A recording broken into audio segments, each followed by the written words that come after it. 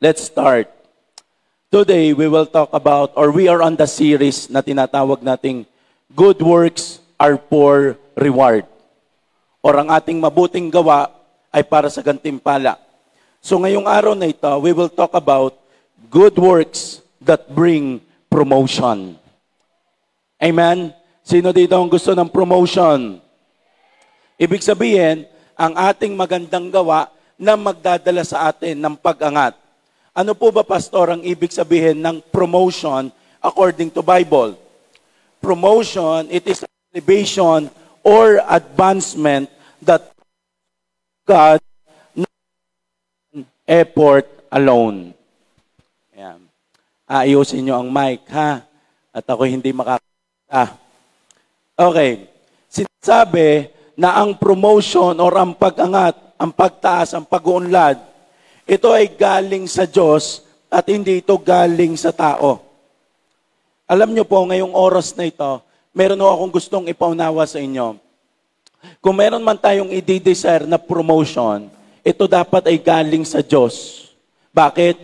Dahil ang promotion, ibigay ang mundo. Amen po ba? Merong promotion dito sa mundo, makakasampung palit ka ata.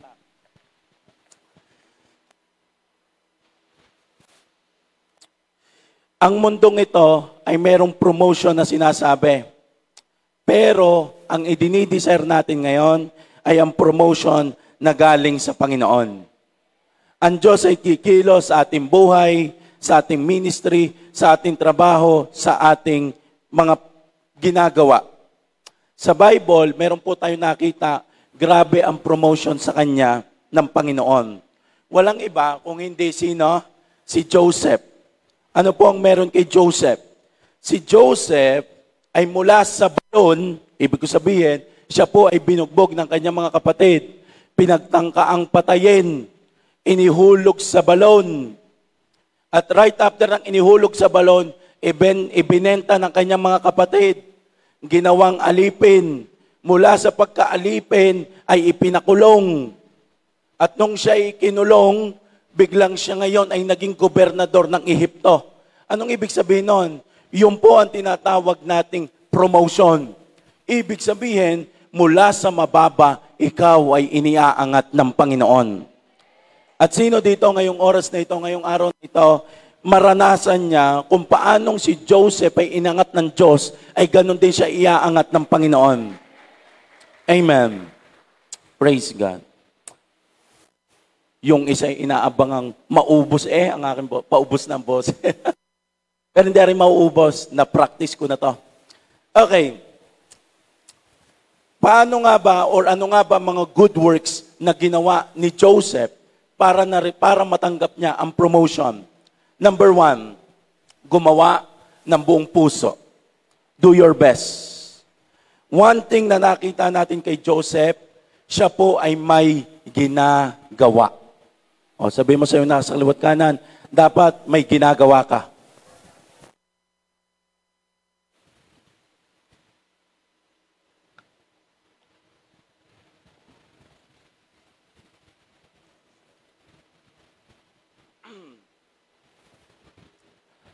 Noong si Joseph, nung siya po ay 17 years old, siya'y nananaginip. Kaya ang tawag sa kanya, siya ay si Joseph, daydreamer. Now, nung siya po ay nananaginip, sa kanyang panaginip, ang mga bituin ay luluhod sa kanya at ang araw at ang buwan. Ang ibig sabihin, merong magtindi at merong inihandang maganda sa kanya ang Panginoon. At nung yun ay sinasabi niya sa kanyang mga kapatid, ang sabi ng kanyang mga kapatid, aba, parang nayabangan kay Joseph. Bakit? Anong tingin mo sa amin? Kami ay luluhod sa iyo. Dahil ang Panginoon ay merong magandang pinapakita kay Joseph. At nung yun ay sinasabi ni Joseph, ang kanyang mga kapatid ay hindi natuwa. Ang kanyang mga kapatid, late. Bakit nagalit? Dahil ang tingin, mayabang si Joseph. Kaya ang kanyang mga kapatid, anong ginawa? Siya ay pinagplanuhang patayin. Siya ay inihulog sa balon. At mamaya, na-realize nung isa niyang kapatid, wag na lang patayin. Ibenta na lang natin sa mga taga-Ehipto. Kaya noong merong Kaya nung meron dumaang mga namimili ng alipin, ibinenta nila ang kanilang kapatid. Now, if we will assess, si Lord ay merong sinasabing maganda kay Joseph. Pero ang realidad, ang pangit ng buhay ni Joseph. Nagigets niyo? Ang ganda na sinasabi ni Lord sa kanyang devotion. Ang ganda na sinasabi ni Lord sa kanyang panaginip. Pero ang realidad, pagkakagising niya, siya'y binugbog. Pagkagising niya, siya'y inihulog sa balon. Siya'y ginawang alipin. Parang napaka-imposible ng sinasabi ni Lord sa sitwasyon mo ngayon. Pero itong sigurado kung saan ka inilalagay ng Diyos at kung merong sinabi ang Diyos, yun ang mananaig sa buhay mo. Kahit gaano pa kalayo, kahit gaano pa kapangit, iyan ang mananaig. At ano lang ang kailangan mong gawin? Just do your best. Gumawa ka ng buong puso. Maybe, ikaw ay nasa sitwasyon na ganoon at meron kang pinangahawakang pangako ng Diyos. Sabihin mo sa iyo nasa kaliwat kanan, gumawa ka lang, ang Diyos ang bahala. Anong ginawa ni Joseph on that time? Noong siya po ay ginawang alipin, hindi ho siya nag-complain sa kanyang Panginoon. Noong siya'y ginawang alipin, naglingkod siya bilang alipin. Let's read the verse. Genesis chapter 39, verse 2 to 3. The Lord was with Joseph, so that he prospered. And he lived in the house of his Egyptian master. Now, this is the point. Ang unang susi, para masabi mo magtatagumpay ka, ay hindi dapat nasa magandang lugar ka. Ang unang susi para masabing ikay magtatagumpay, ay dapat nasa tamang Diyos ka. Amen? Si Joseph, wala siya sa magandang lugar. Bakit? On that time, siya'y alipin. Pero anong mayroon si Joseph? Wala man lang siyang magandang posisyon, pero meron siyang kasamang Diyos. The Lord was with Joseph. So, kailangan natin ting puso na ang Diyos ay kasama natin. Sabi mo sa iyo, nasa liwat kanan, nasa iyo ang Panginoon. Now, verse 3. When his master saw that the Lord was with him, and the Lord gave him success in everything he did. Nakita ng master niya, nakita ni Potiphar, aba si Joseph, sa lahat ng kanyang ginagawa, pinagtatagumpay ng Diyos. Anong key point doon? Dapat meron kang ginagawa para pagtagumpayin ka ng Panginoon. Amen? Dapat meron kang kinikilos para ikay pagtagumpayin ng Panginoon. Merong mga sinasabi ang Panginoon na ang kumanya sa iyo, ikay tumigil sa pwesto mo. Be still. Pero alam ko sa sarili mo, merong sinasabi sa iyo ang Diyos na kailangan mong kilusan. Kung saan ka inilagay ng Diyos, do your best. Hindi ka ipapahamak ng Diyos. Paano mo tatanggapin ang level up na inihanda sa iyo ng Panginoon kung hindi mo tanggapin ang unang step?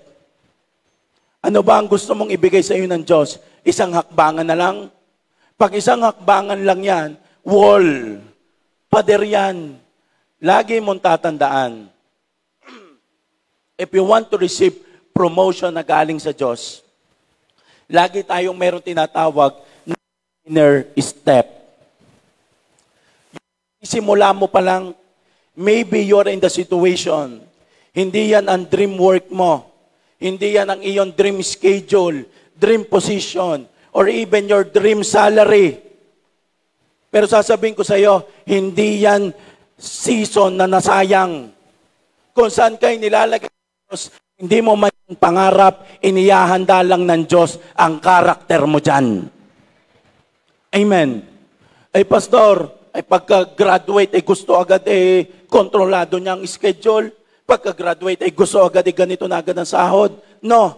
Laging meron tayong tinatawag na beginner step. Lagi tayo nagsisimula sa mababa. At doon sa mababang yon, anong kailangan natin gawin? Kung doon tayo nilagay ng Diyos, maglingkod tayo doon ng buong puso. Kung saan kay pinuwesto ng Diyos, give your best. Hindi, saka na ako maghahapit pag manager na ako. Saka na ako gagawa pagka ganito na ako. Hindi mo ibinibigay ang puso mo. Hindi ka gumagawa ng buong puso. Paano mo matatanggap ang promotion na inihanda ng Diyos? Pastor, sayang naman kasi ang panahon. Dapat ganito na ako. Dapat si Lord kumilos na't gawin na ito. I tell you, masasayang lang ang season mo kung walang na-develop na karakter sa'yo. Masasayang lang ang season mo kung dyan sa season na yan, wala ka nang ginawa, kung hindi magreklamo. Gigising na naman sa umaga, eto na naman. Tamad na akong pumasok, Masasayang lang ang season mo kung puro ka complain. Masayang lang ang season mo kung puro ka regret. Kung ang mindset mo, maliit lang naman tong ginagawa ko, hindi naman to importante. Pero kung dyan ka nilagay ng Diyos, ibig sabihin, dyan ka tinitingnan ng Diyos. At tinitingnan ng Diyos kung paano mo gagawin yung best mo, di yan.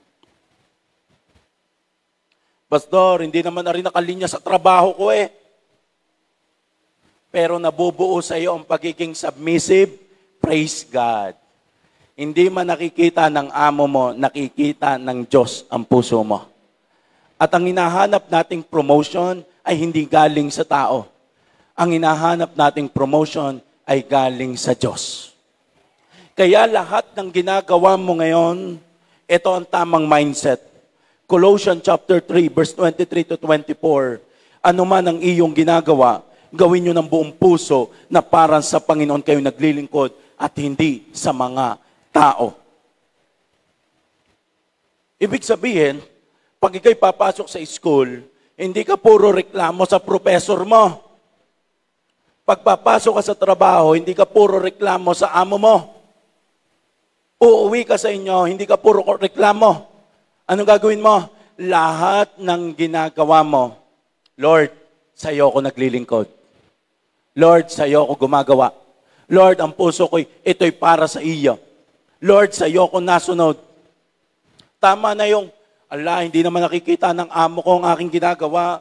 Wala naman nakakapansin ng ginagawa ko. Hindi naman ito worth it. No. Ang lahat ng bagay na sa Diyos mo ginagawa, worth it yan. Ayusin mo ang iyong mindset. Ano sinabi sa verse 24? Sapagkat si Kristo ang Panginoong pinaglilingkuran ninyo at alalahanin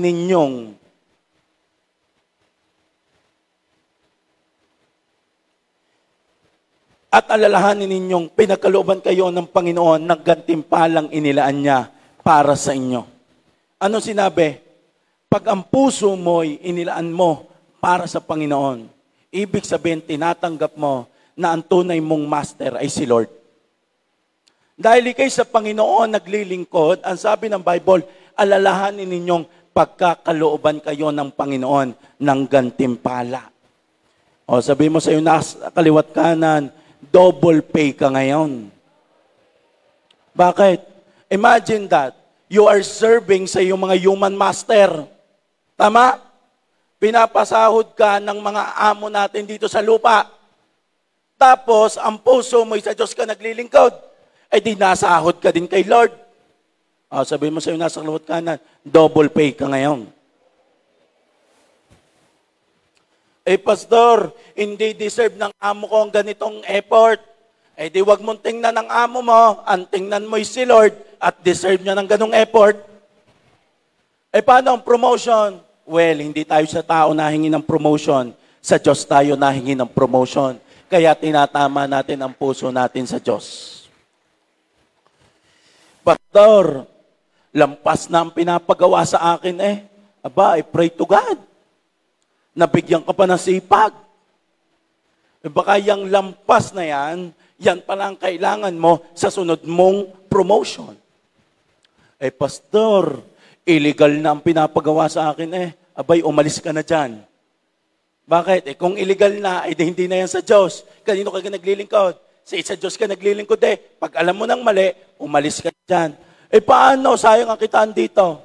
Kung ang habol mo'y sa mundo, manghihinayang ka talaga. Pero kung ang master mo'y si Lord, at si Lord ang mag-aangat sa iyo, mas matutuwa ka. Bakit? Tatama ang puso mo. Makakapaglingkod ka ng ayos. Ang mga pinili ng Diyos sa Old Testament, meron silang mga pinagkapare-parehas. Ano yon? Sila ang mga taong gumagawa kahit walang nakatingin. Sila yung mga faithful sa mga maliliit na gawain. Si Haring Saul, he is the first king ng Israel. Alam nyo ga, paano siya napili na sunod na hari? Hinanap lang naman niya ang nawawala nilang asno. Parang ganito, nawala yung alaga ng kanyang ama.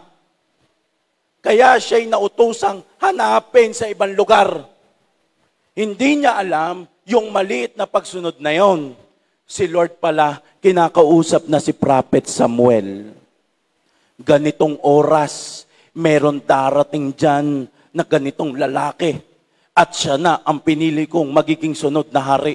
Imagine that, kay Prophet Samuel, sino kaya itong darating na susunod na hari? Kay Saul, ang goal lang niya noon ay nasaan kaya nawawala naming asno? Imagine that, ang layo sa mindset niya, pero ang layo pala ng inihanda ng Panginoon. Yung mga simple mong pagsunod, pero ginagawa mo yan ng buong puso, baka hindi mo alam, yung akala mong maliit, malaki na pala ang kasalubong mo. Baka yan na pala ang gantimpala mo. Baka lamang ng toyo, yung pala'y makakasalubong mo ang, alam ko, wala kang trabaho. Bibigyan kita ng trabaho. Ilan ang gusto mong day off? 6? Okay. Anong gusto mong sahod? Ganito, mababa, taasan natin ng kaunti. Imposible sa mundo, pero ang promotion, posible sa Diyos. Doon nga sa iba nating churches, sa tunay niya, praise God. Ang role lang niya ay taga-ayos ng upuan. May pumasok na engineer, nakita, magaling magpatas ng upuan, kinuhang trabrahador ng engineer. That is what we call promotion. That is what we call favor. Yung mga maliit mong ginagawa na yan ay para sa Diyos, malaki ang balik niyan. Kaya sabihin mo sa iyo nasa kaliwat kanan, huwag kang manghinayang. Matthew chapter 6 verse 4, then your Father who sees what is done in secret will reward you. Naglilinis ka sa church, naglilinis ka sa inyo, gumagawa ka sa lugar nang walang nakakita, then yung gantimpala hindi sa tao. Yung gantimpala manggagaling sa Diyos. Amen? Next, number 2. Gumawa ng buong katapatan. Sabi mo sa iyo nasa kaliwat kanan, be faithful. Yung 1 ay patungkol yun sa pagsisimula. Lahat ng ginagawa mo ay ibigay mong yung puso. Ang pagiging faithful, ang tawag dyan, ay pagiging consistent. Now, si Joseph ay masipag, siya ay gawa ng gawa. Kay Joseph, praise. So ano nangyari ngayon kay Joseph? Si Joseph, praise. Si Joseph ay pinromote ngayon ng kanyang amo. Parang ginawa siyang kanang kamay. Next to King Pharaoh, next to Potiphar. Praise. Pasensya na talaga kayo sa boses ko ha. Malinaw naman. Ano? Okay. Si Joseph ay sinamahan ng Panginoon. Dahil siya ay masipag, siya po ay na-promote. Naging siyang assistant Potiphar nung kanyang amo. So lahat ng pag-aari ni Potiphar Si Joseph, mahala. Now, nung peak na siya ng praise. Talagang tumayming pa ang ating speaker, ano? Kung kailan. Praise. Praise. Praise. Parang sinasadya nyo na. Praise. Nung nasa peak na siya ng kanyang tagumpay, may dumating na tukso. Yung asawa ng amo niya, iyan na, nagkagusto sa kanya. At niyayaya siya lagi nung asawa na siya'y sipingan. Ay di si Joseph, siya'y laging napunta sa mga pagmamay-ari ni Potiphar at siya namamahala. Doon sa lugar na yon, umalis ang mga alipin. Sila lamang dalawa noong amo niyang babae. At ang sabi sa kanya ng babae, sabi ni kay Joseph, halika. Yan na. Sipingan mo ako. Ang ginawa ni Joseph ay ano? Tumakbo. O, sabihin mo sa iyo nasa liwat kanan, tumakbo ka na. Based sa Bible, walang tao doon. At si Joseph ay pwede siyang pumili. Pero, pinili pa rin ni Joseph ang maging tapat. Kaya ano nangyari sa pagiging tapat ni Joseph? Sa pagtakbo niya sa tukso, nagalit yung asawa ni Potiphar. Anong ginawa sa kanya? Pinagbintangan siyang rapist. Binaliktad ang istorya. Si Joseph na daw ngayon ang nang-rape. Si Joseph nga ang niyaya, si Joseph nga ang tumakbo. Kaya pag-uwi ni Potiphar, nagalit siya kay Joseph at siya'y pinakulong. Alam nyo, meron dalawang level ng faithfulness. Ang unang level ng faithfulness ay nakita po natin sa buhay ni Joseph. Pinili mo si Lord, kahit may choice kang, hindi piliin si Lord. Bakit? Dahil ang faithfulness mo, kaya ka naging faithful, kasi nasa proseso ka ng tagumpay. Kung ikaw nga naman ay si Joseph, pinagkatiwalaan ka ng amo mo, ang ganda na ng position mo, ang ganda na ng tayo mo, tapos sisirain mo relasyon mo sa amo mo. Anong gagawin ni Joseph? Ipagpapalit niya ba ang panandali ang saya sa inihanda na sa kanya ng kanyang amo?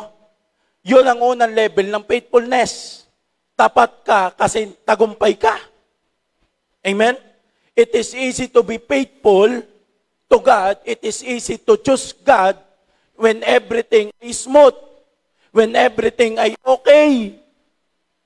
That is the level 1 or the one na ibig sabihin ng faithfulness. Tapat ka kasi nasa lugar ka nang ikaw ay pinagtatagumpay ng Diyos. Ito naman ang isang level ng faithfulness. Si Joseph ay nakulong. Ang faithfulness ay ganito. Pinipili mo pa rin si Lord. Kahit sa pagpili mo sa Kanya ay mas mahihirapan ka. Pinipili mo pa rin si Lord.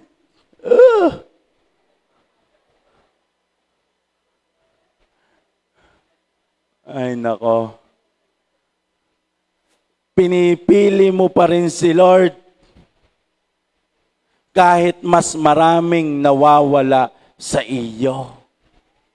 Pinipili mo pa rin si Lord kahit ikaw ang mauubos. And I tell you, that is faithfulness. Pwede mong sabihin, Dave, ako ay faithful. Paano yung masaya ka? Paano yung nasa peak ka ng tagumpay? Pero yung maging faithful ka, kahit pakiramdam mong iniwanan ka na ng Diyos, that is another level of faithfulness. Faithfulness ay consistent sa long term, hindi lang sa simula. If we will like Joseph, ay Lord, pinili na kita, ba't pa ako nakulong? Pinili na kita, bakit ako pa nakaranas ng hindi magandang justice? On that time, si Joseph ay pwede na siyang magmukmok. Pwedeng sabihin niya na kay Lord, Lord, pinili naman kita eh. Pwede na siyang magrebelde. Pwede na siyang magalit sa Panginoon. Pwede niya nang tanungin si Lord, Lord, ako'y tapat. Ikaw kay, tapat ka ga? He can question God's faithfulness. Why? He is faithful eh. Siya na nga ang tumakbo sa tukso. But I tell you, instead na siya'y magreklamo, si Joseph patuloy pa rin naging tapat.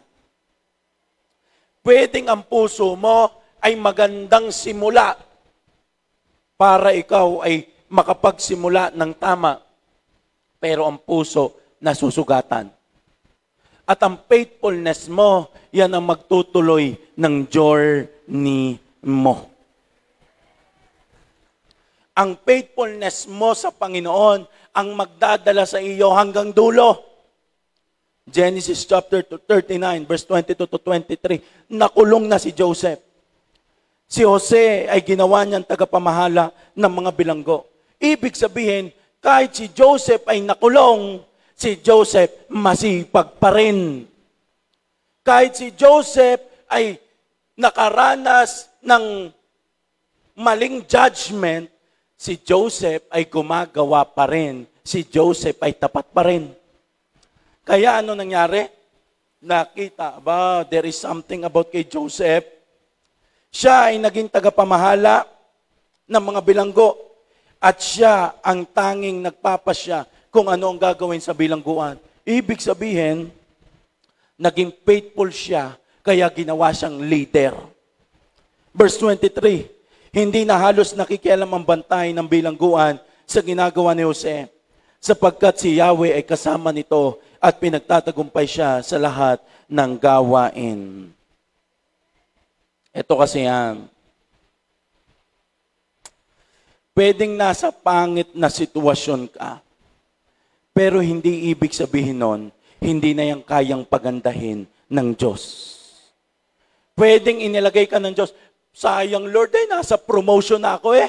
Sayang Lord kaganda na nito. Bet parang ako'y naubos, bet parang ako'y nag-back to zero. I tell you, nawala man ang meron ka, pero hindi nawala sa iyo Diyos, panalo ka pa rin.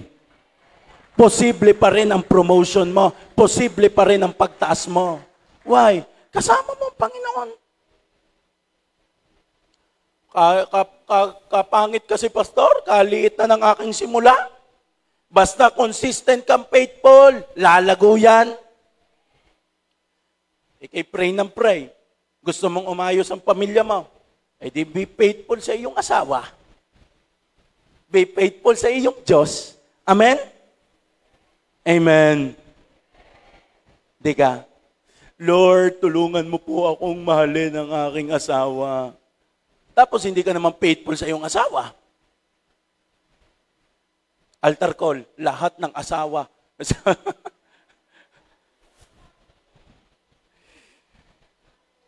Si Lord ang master mo at hindi ang kahit na sinong tao. Pwedeng ibahin mo ang tayo mo sa harapan ng pastor mo. Pwedeng ibahin mo ang tayo mo sa harapan ng amo mo. Pwedeng ibahin mo ang tayo mo sa harapan ng teacher mo. Pero ikaw pa rin ang makakapagsabi kung tapat ka o hindi. At sasabihin ko sa iyo, hindi natin sa kanila hinahabol ang promotion. Sa Diyos tayo nahingi ng promotion. Kaya kahit hindi sila nakatingin, Lord, magiging tapat pa rin ako. Bakit? Sa iyo naman ito galing. Sa Diyos pa rin naman ito galing. Just like tithings. Isisingit ko lamang po ang tithings. It is easy to be faithful in tithes kapag nasa peak ka. Pag ikaw ay nasa successful, enough ka, may sapat at higit sa lahat, higit. Pero ang labanan kasi dyan, consistency, faithfulness ay consistent sa long term. Amen? Kamusta ang iyong katapatan kapag nagkukulang ka na? It is easy to be faithful kapag ikaw ay nag-overflow. Amen? Pero how is your faithfulness? Yung dati mga tinetestimony mo, dati ako'y nagbigay, tapos biglang grabe, umani ako ng 10 times. Ngayon ako'y nagbigay, pag-uwi ko, nawalan pa ako. Parang walang nadating. That is another level of faithfulness. Kaya minsan na nangyayari sa iba, saka na ako magbibigay. Bakit? May utang pa si Lord. Yung huling tithes ko, wala pang ani. Saka na ako magbibigay, utang na lang Lord. Yung tithes ko, ibawas mo na lang doon sa harvest ko. Bible is so clear. Ang mapapagkatiwalaan sa maliit na bagay ay mapapagkatiwalaan sa malaking bagay. Pastor, taon na akong nagtatanim, wala namang nangyayari. Ay di praise God, naiipon. Kung ikay nagbibigay at walang nangyayari, praise God, naiipon. At mabibigla ka na lang, isang araw lang, nandyan na ang harvest mo. Amen. Sino naniniwala to? Faithfulness is consistent sa long term. Hindi lang sa simula. May sige rin tayo eh. Subukan ko nga mag-tithes kung ako ay aani. Umani. Tunay nga. Sa pa nga. Next week ay, umani uli. Nung sunod eh, wala na. Wala na. Wala na ring tithes. Wala na ring faithfulness. Like what I said, tithings is not generosity. Tithings is faithfulness. Amen? Pagbibigay ay katapatan. Ang faithfulness mo ngayon, ang magdadala sa iyo sa mas mataas na level bukas. Kaya mag-ready ka sa mga opportunity. Hindi mahalaga kung maliit ka man ngayon or hindi ka napapansin. Dadating ang time, sa perfect timing ni Lord, makikita mo, makikita ng lahat ang ginawa mong tahimik na paglilingkod sa Diyos ay malaking tagumpay sa harapan ng marami. Galatians chapter 6 verse 9, let us not become weary in doing good, for at the proper time we will reap a harvest if we do not give up. Huwag tayong mapagod sa paggawa ng mabuti. Amen? Sabi mo sa iyo nasa loob kanan, aani ka din sa tamang panahon. Anong key point dyan? Do not give up. And last, number 3, gumawa sa kapwa. Serve others. Tuloy po natin ang istorya ni na Joseph. Si Joseph ay nasa kulungan na. At habang siya ay nasa kulungan, dahil siya namamahala ng kulungan, meron dong pinadalang dalawang nakulong. Yung isa ay siya yung chief tagapamahala ng mga inuman ng hari. Yung siya ang tagapagdala ng mga cup ng hari, yung mga iinuman ng hari. Yung isa namang nakulong ay siya'y panadero. Ibig sabihin, pareha silang alipin ng hari. Now, yung dalawang ikinulong na yon ay nakapanaginip. At yung panaginip nila, sila'y isip kung ano ang panaginip na iyon. Si Joseph, siya namamahala sa kulungan. Napansin niya yung dalawa problemado. Let's read the story. Genesis chapter 40, verse 6 to 7. When Joseph saw them the next morning, he noticed that they both looked upset. Verse 7, ang sabi niya, why do you look so worried today? He asked them. Sa Tagalog, ang sabi doon, bakit ang lungkot ng inyong mga mukha? Anong problema? Ano sabi ni Joseph anong aking maipaglilingkod? At sinabi na ngayon nila kailan na panaginipan, ay di sabi ni Joseph doon sa cupbearer, ang sabi niya pagkatapos ng 3 araw, ikaw ay makakalaya. At lahat ng nawala sa iyo ay ibabalik. Sabi naman ng panaderong isa ano naman yung akin? Sabi ni Joseph, pagkatapos ng 3 araw, ikaw ay bibitayin. Yung tunay, magkaiba yon. Yung isa na-promote, yung isa bibitayin. After 3 days, nangyari, yung cupbearer na yon ay ibinalik sa paglilingkod sa hari at yung nawala sa kanya, ibinalik pa. Pastor, anong connect niya sa istorya? Yung simpleng bagay na yon, yung simpleng pagtulong ni Joseph sa kanyang kapwa, despite of si Joseph ay nasa kulungan din. Si Joseph ay meron din kanyang problema. Pero siya'y tumulong. This is my encouragement to you. Ang mga taong tatanggap ng level up promotion ay ang mga taong hindi focus lang sa kanilang self, kung hindi focus din sila sa pagtulong sa pangangailangan ng iba. Pastor, ang kailangan ko'y promotion. Ay di tumulong kang ma-promote ang iba. Ha? Di ba dapat ang sabi ng mundo, ako muna bago sila? Wala namang mangyayari pag tutulungan ko sila. Wala na nga ako pang tutulong. I tell you, that kind of mindset, pang mundo yan. Ang promotion ni Lord ay ganito. Kung gusto mong maging ang role ng mga bless, ikaw dapat ay blessing. Ano ibig sabihin? Hindi mo kayang tulungan ang sarili mo sa pinagdadaanan mo ngayon. Pero kaya mong tulungan ng iyong kapwa. Tumulong ka doon. Paano yung akin? Si Lord na ang bahala. Why? Kung naging answered prayer ka sa iba, then gagamit din si Lord ng another answered prayer sa iyo. Pastor, ano ka nangyari kay Joseph? After 2 years, ba? Tagal ano? After 2 years, yung hari naman ang nakakapanaginip at hindi niya maipaliwanag ang kanyang panaginip. Yung cupbearer, yung tinulungan ni Joseph, yun ang nagsabi sa hari. Nung ako ho'y nasa kulungan, meron din hong tumulong sa akin. Kaya't sabi ng hari, ay siya, ipatawag mo yung taong yan. And then by God's grace, in-explain ni Joseph ang panaginip ng hari. Ano sinabi? 7 years. Sabi niya, ang lupain ay makakaranas ng 7 years ng abundance. Ibig sabihin, sa loob ng 7 taon, aasenso, grabe ang harvest. And then the next 7 years, magkakaroon ng taggutom. Kaya ang sinabi ni Joseph doon sa hari, ganito ho, sa 7 years of harvest, mag-imbak na tayo ng pagkain. Why? Because the next 7 years, magkakaroon ng taggutom. Alam mo, natuwa ang hari kay Joseph. Ito ngayon ang promotion.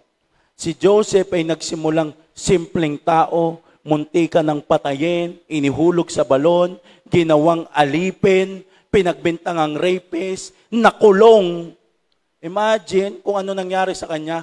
Anong promotion ang ginawa sa kanya ng Panginoon? Genesis chapter 41 verse 38 to 40. Sinabi nila, bakit pa tayo hahanap ng iba samantalang nasa kanya ang Espiritu ng Diyos? Church, I tell you, hindi mo man dala maganda mong credential, pero dala mo ang Espiritu ng Diyos, iyan ang mag-aangat sa iyo. Pastor, iba ang mundong ito. Hindi nga tayo nakikipagtakbuhan kung paano tumakbo ang mundong ito. Ang piniplease natin ay si Lord. Ano ang promotion? Kaya't sinabi ng Paraon kay Jose, ang Diyos ang nagpakita sa iyo ng lahat ng ito, kaya't wala nang higit pa sa iyong karunungan at pag-unawa. Verse 40, ikaw ang pamamahalain ko sa buong bansa at susundin ka ng lahat. Ang iyong trono lamang or ang aking trono lamang ang hindi mapasa sa iyo. Verse 41, at ngayon, inilalagay kitang gobernador ng buong Ehipto. If we will read the whole story, hindi at imposibleng mangyari yon kay Joseph. Ikaw ay isang dayuhan, ikaw ay alipin, ang pangit ng record mo. Nakulong ka, napagbintangan kang rapist. Pero sino mag-aakala na yung tao na yon ay siya pala ang susunod na magiging gobernador ng buong Ehipto. Alam mo kung sinong una naniwala? Si Lord. Sinong pangalawa naniwala? Si Joseph, na alam niyang galing yun sa Diyos. Andito pa nangyari. Inalis ni Paraon sa kanyang daliri ang singsing na pantatak at sinuot niya kay Jose. Binihisan niya ito ng damit na lino at sinabitan ng gintong kwintas sa leeg. Ipinagamit kay Jose ang pangalawang sasakyan ng hari at binigyan siya ng tanod pandangal na uuna sa kanya at sumisigaw, lumuhod kayo. Di ba sabi ng Panginoon sa kanyang dreams, luluhod sa kanya ang mga bituin, luluhod sa kanya ang mga araw, ang mga buwan. Ano nangyari? Nagkaroon ng manifestation. Yung mga salitang sinasabi sa iyo ng Panginoon, magkakaroon niya ng manifestation. Verse 44, sinabi ng Paraon, ako ang Paraon at ikaw ang aking pangalawa. Ngunit, kung wala kang ipahintulot, walang sino man sa Ehipto ang makakagawa ng anuman. Imagine, kung si Joseph ay walang naging pakialam doon sa cupbearer. Biruin mo, just a simple act of kindness. Tinabihan lang niya at pinakinggan lang niya ang problema noon. Nung siya'y tumabi at siya'y nakatulong, just simple act of kindness. Parang walang dating, pero grabe ang impact pag pinakalma ng Diyos. Yang ginagawa mo mga tulong na yan, grabe ang impact. Pastor, mas mabigat ang problema ko, hindi ko to kaya.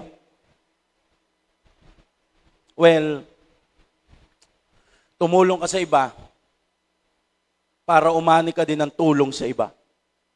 Proverbs 11 verse 25, the generous will prosper. Those who repress others will themselves be refreshed. Ang mga marunong tumulong ay tiyak tutulungan. Kaya if meron kang chance na maglingkod ka na kay Lord ng buong puso.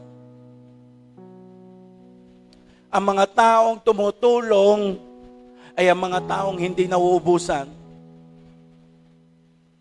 Natulong ka, mag-A-group ka, kahit ikaw mismo, kailangan mo rin ng counseling. Well, yung problema mo, kikilusan din yan ng Diyos. Pinagpe-pray mo ang iba, kahit ikaw mismo problemado, I tell you, nababasa ni Lord ang puso mo. Tinutulungan mo ang iba na marating nila ang pangarap nila, well, nahakbang ka na din papalapit sa pangarap mo. Yung willingness mong tumulong ang maglalapit sa iyo sa promotion. Hindi man instant ang gantimpala, pero palagi yang meron. You know what? Like what I said, dalawa kasi ang promotion Ang mundong ito, pwede rin magbigay ng promotion. This world is telling us, you want promotion? Well, habulin mo sa mundo. Ang sinasabi ng mundo, ganito ang promotion. Kailangan mo ng strategy.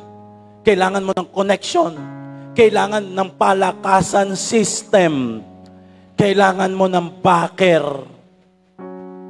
Ganito ang promotion sa mundo. Mabilis ang promotion, pero sometimes madumi ang paraan. Punong-puno ng competition, manipulation. Mga napopromote lang naman dyan, mga sikat. But I tell you, yung promotion na galing sa mundo, temporary. Yung nakuha mo ngayon, ay pwedeng makuha rin sa iyo bukas. Kaya sometimes, kahit nasa peak ka na ng tagumpay,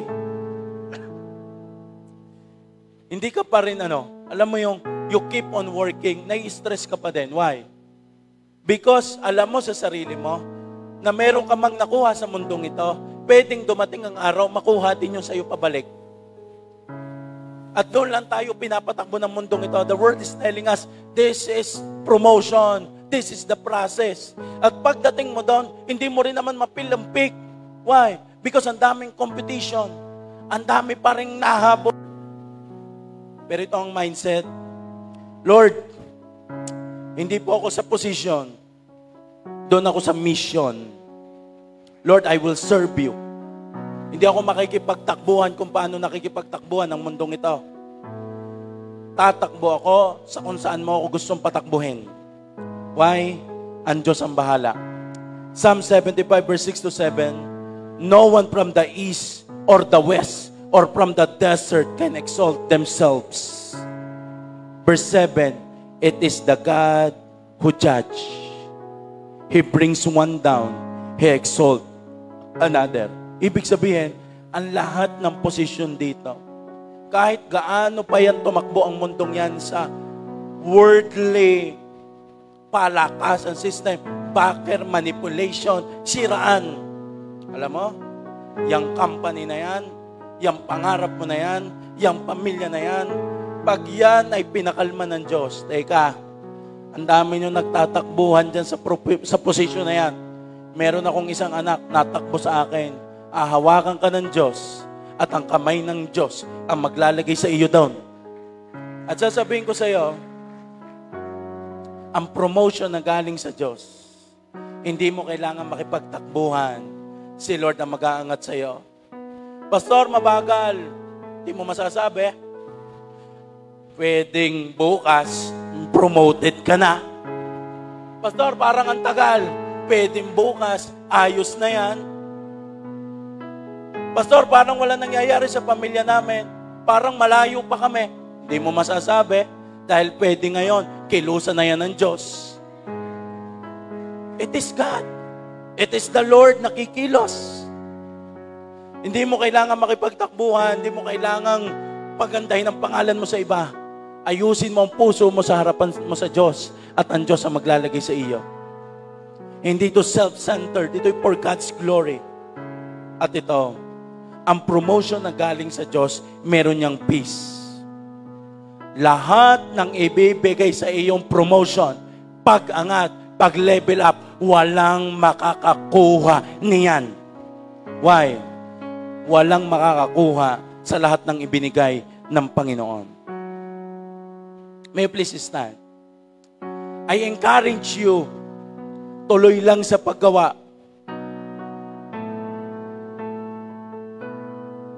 Kailangan mo lang iset ngayon ang iyong heart. You are not working for human. Hindi ka tumatrabaho sa tao. You're serving God. You're serving Jesus. Sa Diyos ka naglilingkod. At ito ang matindi.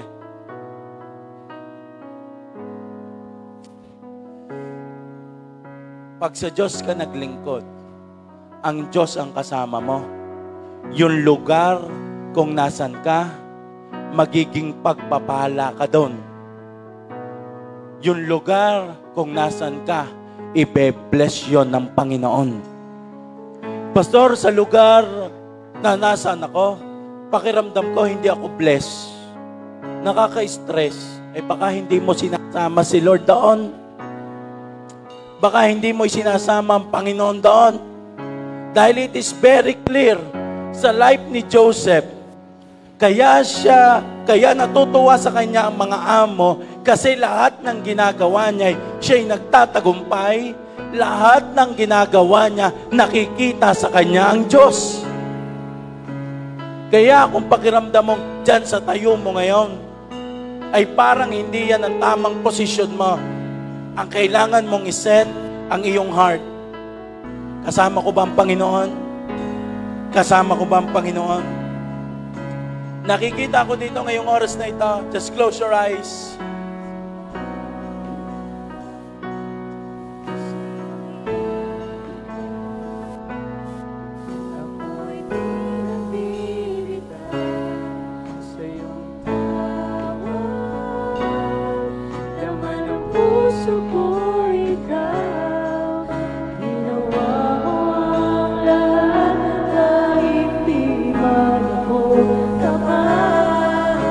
Pag-ibig mo sa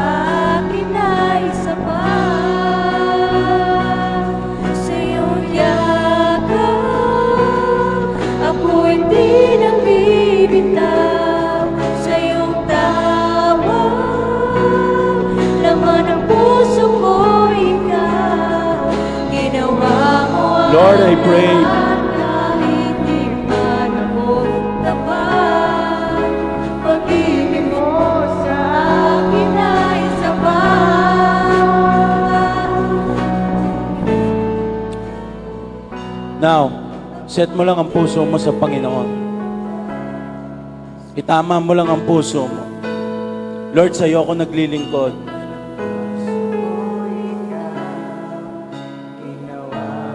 Set mo lang ngayon ang iyong heart. Lord, sa'yo ako naglilingkod. Lord, sa'yo ako naglilingkod.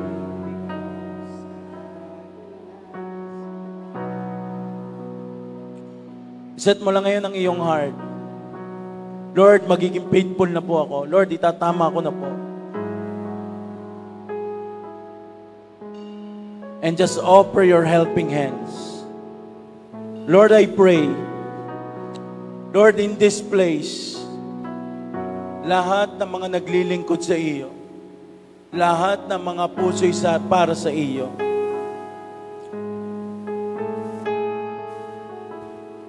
from employee, gagawin ka ng Diyos na leader. Gagawin ka ng Diyos na leader. Merong kumpanya, that company will trust you. That company will trust you. From nothing to something. Lord, I pray and I declare, yung dating nangihiram, Lord, ipopromote mo sila ngayon na magpapahiram. Oh Lord, I pray and I declare, ikaw na tahimik na naglilingkod sa iyo, sa naglilingkod sa Panginoon, ipapakita ng Diyos sa napakaraming tao at ng iyong pagpapagal. Ikaw na punong-puno ng struggle, magkakaroon ka ng peace. Ikaw na nakakaranas ng broken relationship, mare-restored ka. Just close your eyes. And this is my prayer to you. From prison, dadaling ka ng Diyos sa palace. Lord, I pray, Lord, ang J1 tali sa iyo nahingin. That's why, God, I pray, kung kami po'y nasa lugar na kung saan kami nakakulong, Lord, ang iyong victorious hand ang humawak sa buhay ng bawat isa. At Lord, ilagay mo kami sa lugar na kung saan inihanda mo sa amin. Lord, ilagay mo kami sa lugar na kung saan we will be a blessing. Lord, ilagay mo kami sa lugar na kung saan magmamanifest ang iyong salita. Lord, ilagay mo kami sa lugar na kung saan makakapag-serve kami sa iyo ng buo. Lord, kung paano mong itinama ang puso namin ngayon, kung paano kami naging faithful ngayon, at kung paano kaming handang tumulong sa iba. Lord, I pray, ganun ka din tutulong, ganun ka rin gagawa. We're asking God, bagong puso. Salamat po, Panginoon. Lahat po ng bagay na ito'y sineselyuhan namin ng iyong banal at makapangyarihan dugo. Sa iyo po ang pinakamataas na paborit pagsamba. In Jesus' name, everybody say, Amen and Amen.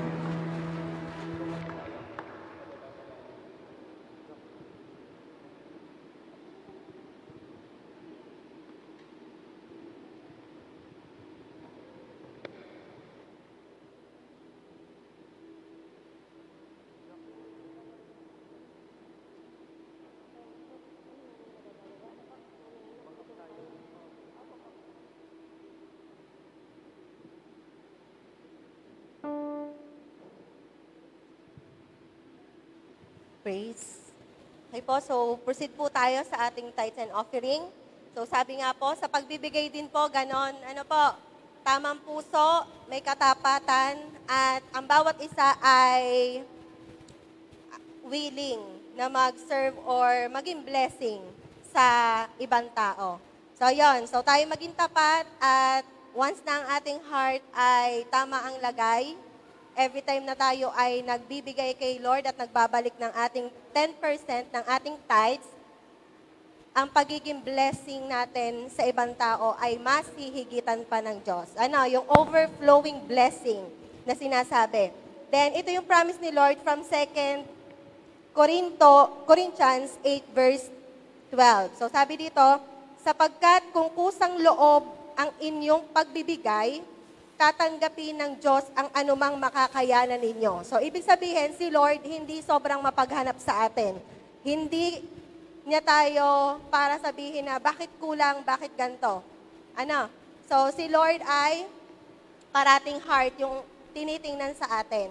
Ano? So, nasa atin din kung paano tayo kagusto or kung gaano natin kagusto na tayo ipagpalain at sobrang i-bless ni Lord dito sa mundong ito.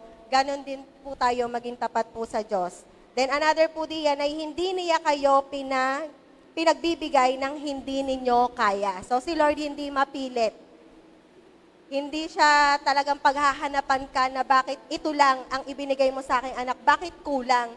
Ay ito yung ibinigay ko sa iyo, bakit yung ibinalik mo sa akin ay kulang? So hindi si Lord mapaghanap sa atin. Kundi ang gusto lang ni Lord ay maging tapat ang ating puso at maging sa Kanya tayo magtiwala pagdating sa lahat ng bagay. Ano? Kasi in all aspect, galing kay Lord ang lahat. So, ayun po. Ang bawat isa po ay panalangin po natin ang ating tithes and offering. Deklarahan po natin to.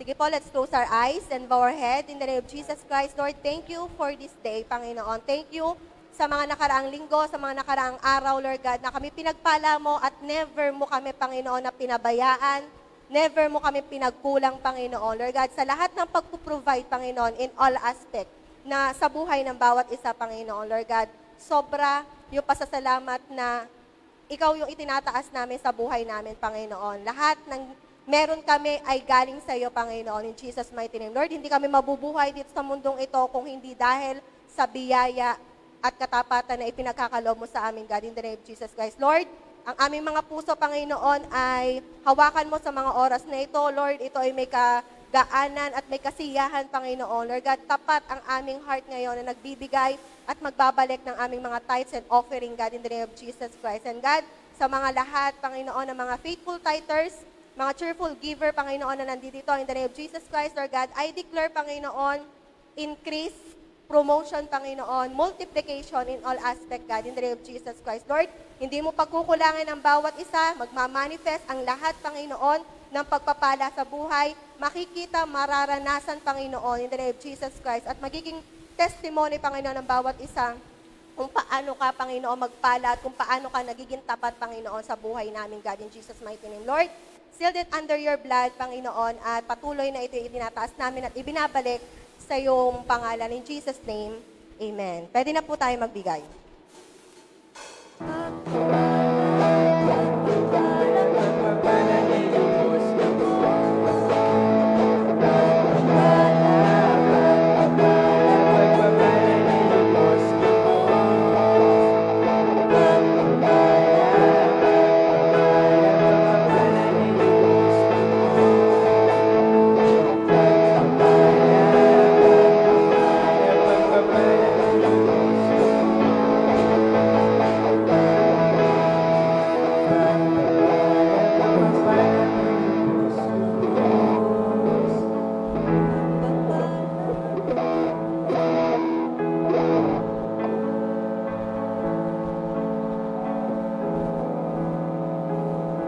Praise God. Sige po, ating pong i-stretch ang ating pong mga kamay sa ating pong tithes and offering. Let's pray. Heavenly Father, Lord God, marami pong salamat sa lahat ng pagpapalang ito, Panginoon. Lord, thank you sa lahat po ng answered prayers at sa mga panalangin tutupadin mo pa, Panginoon, sa mga taong nagbigay, Lord God, in Jesus' mighty name. Lord, dalangin ko po ang siksik, liklik at nag-uumapaw at ang promotion at ang manifestations ng iyong mga salita, Panginoon, sa lahat ng faithful tithers and givers. In Jesus' name. At ating pong stretch ang ating kamay sa bread and juice. Let's pray. Heavenly Father, Panginoon, marami pong salamat sa iyong ginawa sa cross. Sa oras pong ito, Panginoon, amin pong aalalahanin, Lord God, ang lahat po ng ginawa mo ngayon. Lord, we pray na lahat po, Panginoon, ng essence, Panginoon, ng pagpapartake ng bread and juice, maramdaman po ng bawat isa. In Jesus' name we pray. Amen.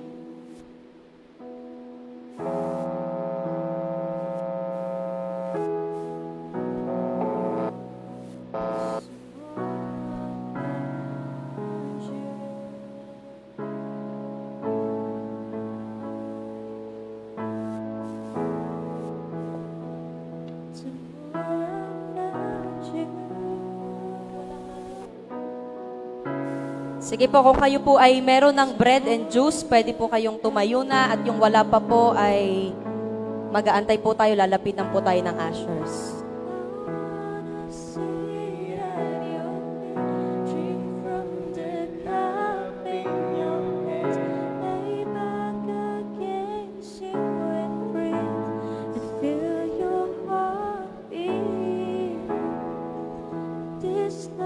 Tayo pong lahat ay humingi ng kapatawaran ng taimtim sa atin pong Diyos.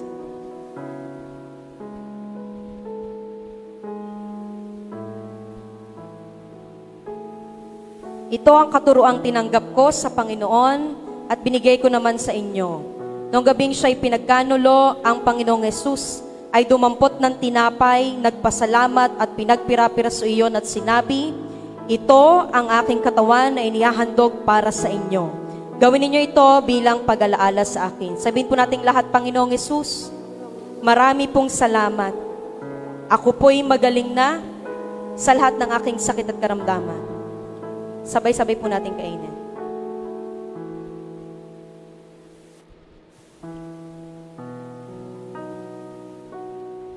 Matapos maghapunan, dumampot din siya ng kopa at sinabi, ang kopang ito ay ang bagong tipan ng Diyos na pinagtibay ng aking dugo.